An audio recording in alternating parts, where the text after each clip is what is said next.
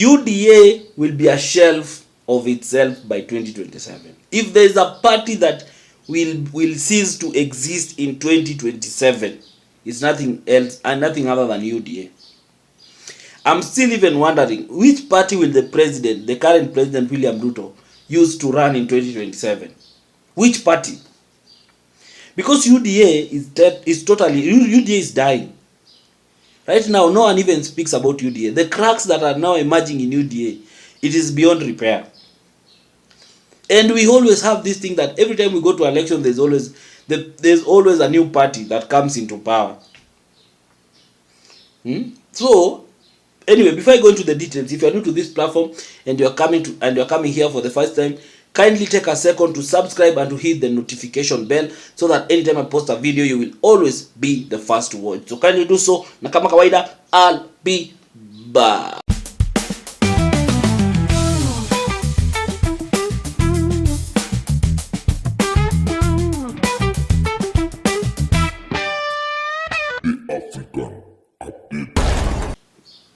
Thank you for everyone who has subscribed, and for the return subscribers, I really appreciate you. Thank you so much.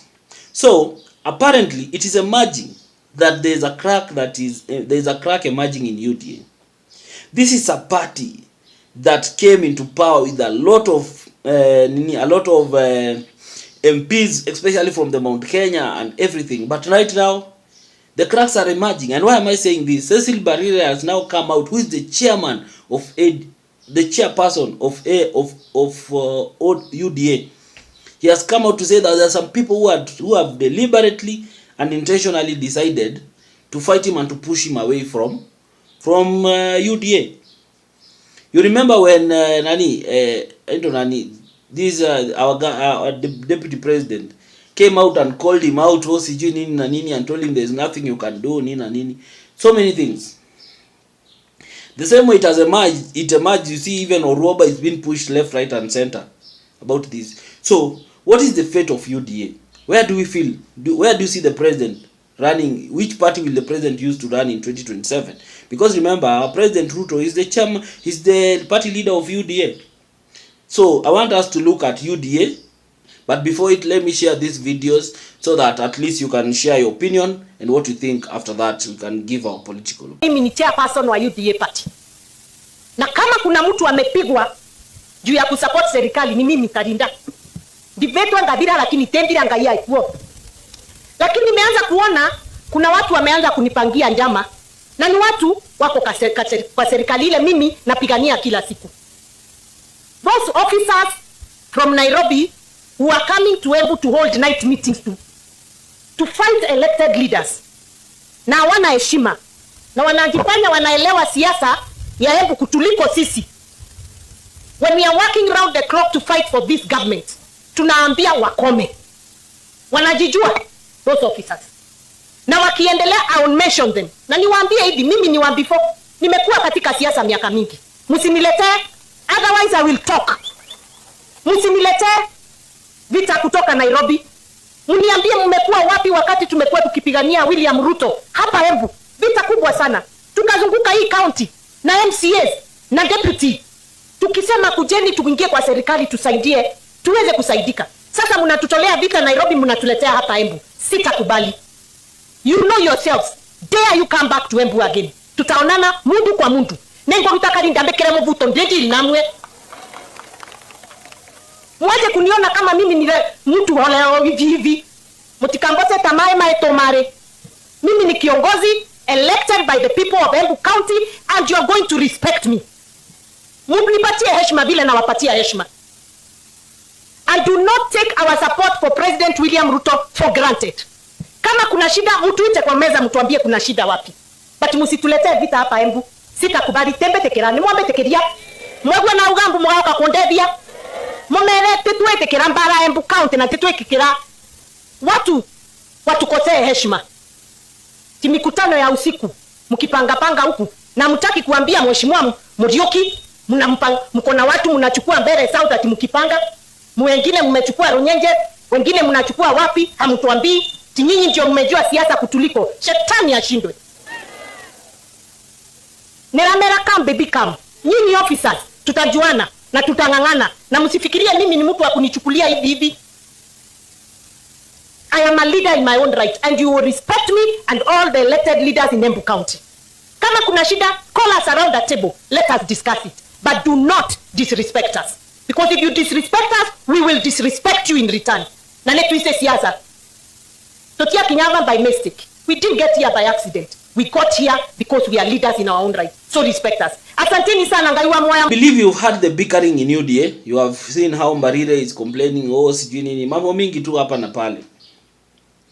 But the truth of the matter is, this party is as good as dead. I'm just wondering, which party will the president use? Because right now, no one even speaks about UDA. UDA is just dead. No one speaks about that party. Even those who are in that party, they don't mention that party anywhere. Even those who support the president don't talk about it anymore. You have seen people who are die-hard supporters of the president. You have seen how they have been chased in Central, like Akile Chungwa and all the others. This party is dead. And this is what happens when parties are formed, basic only for the purpose of winning an election. Because after that, there is nothing that holds this party together anymore. There's nothing that holds UDA together. Now the chairman is complaining and is being pushed away. But hata kama unafukuzwa kwa chama gani? Unafukuzwa kwa chama yenye imekufa. Chama yenye haina future, chama yenye imeisha. The president will have to choose another political party to use in 2027. Because UDA na hapana, no one will even want to hear that party. Especially even in Mount Kenya. No one will want to hear about that party. So, the president has a big headache in terms of akona stress. He's trying to think through which party will I use to run again in 2027. There's been some rumors that he's going to run through ODM, which it can be possible, but I think it will come with a big price for that. Because ODM already has structures. ODM already has unequal ground. Because forming another party and trying to popularize it will be a very uphill task for William Ruto come 2027. So I don't know, but UDA is not the party anymore. This is a party that is good as dead. This is a party that is good as dead. Hakuna party hapo anymore. There's nothing. So these things that you see that are happening in UDA, oh Cecil complaining, oh sijui nini, there are some people who are fighting him, nini. I don't see, because I've not even felt her impact ever since she became the chairperson of UDA. Me, I've never you have never felt her presence in that party. Because these chairmen of this party always do nothing most of the time. It is the party leader who controls the narrative. Even in ODM. Right now, who is the chairman of ODM? I don't know if it is Wanga or who. But who controls the narrative? Who controls the tune? It is Raila Odinga. Once Raila Odinga says left, everyone goes left. When he says right, everyone goes right. So these are just vehicles these are individual vehicles that leaders, that politicians use for their own benefit. So if people are fighting her to leave into Atoke UDA, I don't see why he should hold on to that. Achie, let her go. Like Oruoba has decided, me wacha kaende. Mi staki. He's been taken to court, he's been fought left, right and center. Unaelewa? And there's something in this country that I actually fail to understand. We need to work on our laws. You are a nominated senator, or nominated MP by your party. But when your party wants to remove you, then you run to court and you stop it. As in, where is the logic? Because I think if I am your employer, because you are not employed by the people, those MPs who are voted directly by the people, that one is a different thing. But where you are an employee of the party, and then the same party wants to remove you, and then you run to court to stop the process. So inamaanisha that your party cannot nominate and remove you. That is like someone that you have employed someone, but you cannot sack him until you get approval elsewhere. So I don't understand how that one usually works, because maybe these nominated senators and MPs, in fact, they should not be there in the first place. Because what do they bring to the table? To bring gender balance. There's a way that thing can be worked around. Because we have so many senators who kazi yao huko hivyo ni kuslay tu. Unaona? Kazi yao kuja tu chai na mandazi na kuagree, they agree with to anything that the party says, simply because they don't want to lose their power or their positions or whatever it is. So the truth of the matter is there is nothing in UDA. This goes to Cecil. Leave that party alone. Wachukue kila kitu. That is a shell. That party is a shell. In fact, you should be realigning yourself with Gachagua and these other people, because sometimes it's good to read the mood and the wave, where the country is going. Sometimes you just read the move and you realize, hey, party, it is no longer popular in this region. Because right now, look at, no one wears those UDA colors in Mount Kenya anymore. No one. People don't wear those colors. Those UDA colors, no one wears them in Mount Kenya anymore. So it only shows, it only proves one thing, that the party is as good as dead. The party is as good as dead. So the reality of the matter is, Cecil has got no business doing there. So many Mount Kenya MPs, because it was only Mount Kenya that was holding that party. Look at Rift Valley. Do you hear those people talk about UDA? Okay, that is where our president comes from. Tell me, do you hear those people talk about UDA? They don't mention UDA anywhere. UDA is not mentioned anywhere in Rift Valley. They don't. Even you don't see them wearing those UDA colors and everything. So get the memo. Cecil, get the memo, and all the other politicians get the memo. This party is dead. And even the president knows it. The president will use another party to run in 2022. In 2027, sorry.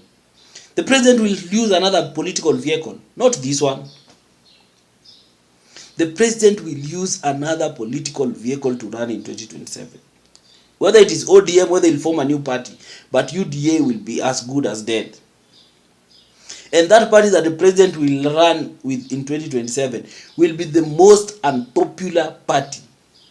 If there is a party that will have the least number of members of parliament, it is that party that the president will use to run in 2027. Even if it is ODM, that will be the most unpopular party. It will get the least number of MPs. You get? Because we might end up with a scenario that happened in 2007, where we have a president but he doesn't have parliament, like members of parliament akona wabunge kama 10 ama 15 peke yake. That is what we are going to have the same script in what happened in 2007 in terms of power, in terms of parliament. So just in case, even if Ruto will win in 2027 and comes into power, but he will not have the required numbers to control Senate and Parliament, because the party that he will run on will not be able to get enough numbers in terms of members of Parliament. Because already the president is unpopular. So if he's unpopular, then it means that anyone who will run with him under that there's high chances he will not be able to get enough numbers. So it is it's a hard nut to crack for the president, and I know he's thinking a way out throughout. I think he's just occupied on how do I crack this in 2027? How do I crack this? Which party should I run with, or should I run on in 2027? He's thinking so much about all these things. He's a politician. You know, one thing you people always do is to underestimate Ruto. Ruto is a politician. When it comes to politics, Ruto is a smart politician. Anajua kucheza politics. Leadership is a different thing. Leading and being a leader is a different thing. And managing the country is a different thing. But when it comes to politics, that guy is smart. That guy is very, very smart politically. You get? So don't underestimate him. But now, on a closing point, UDA is as good as dead. The crack didn't even start now, but the cracks are now getting wider and wider. I think by the end of this year or mid next year, like, that will be a party that will be long forgotten. You remember PNU? PNU came, and by the time ilikuwa inashinda, after that, where did PNU go? PNU died. Right now, you cannot even lift. Hata sijuagi the party leader of PNU, sijui anakuanga nani, sijui ndio Munya ama nani. It doesn't have followers anymore. And how PNU used to be popular. You remember Jubilee? Where is it now? You remember TNA? Where is it now? So these things zinakwanga tu hivyo.